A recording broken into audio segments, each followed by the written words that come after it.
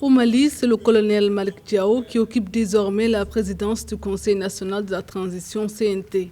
Seul candidat à ce poste qui va faire office de parlement, le colonel Malick Diao, numéro 2 du Comité national pour le salut du peuple, a été élu par 111 voix sur 118 votants. Je pense que cette élection du colonel Malick Diao à la tête donc, du Conseil national de la transition, ça s'est passé comme une simple lettre à la poste. Ce n'est pas du tout une surprise, il fallait s'y attendre. Donc aujourd'hui, on est toujours dans la continuité de cette illégitimité, en même temps, de cette illégalité.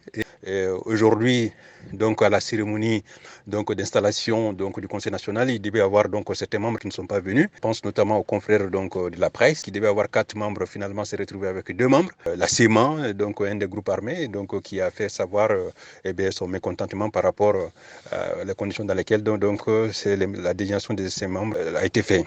Premier vice-président du Conseil national pour le salut du peuple, qui a pris le pouvoir au Mali le 18 août, il a été choisi parmi les candidats parrainés par au moins 20 membres. L'organe de régulation, qui compte 128 membres, regroupe des partis politiques, des représentants de la société civile, des syndicats et des militaires qui ont été désignés jeudi 3 décembre par un décret du président de la transition.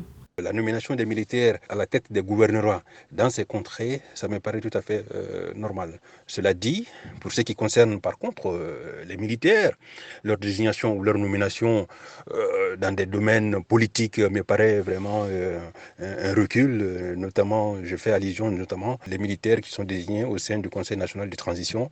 Ça me paraît vraiment saugrenu parce que c'est une question qui relève d'ordre la classe politique et la société civile d'une manière générale, d'autant plus qu'on est dans un contexte d'insécurité.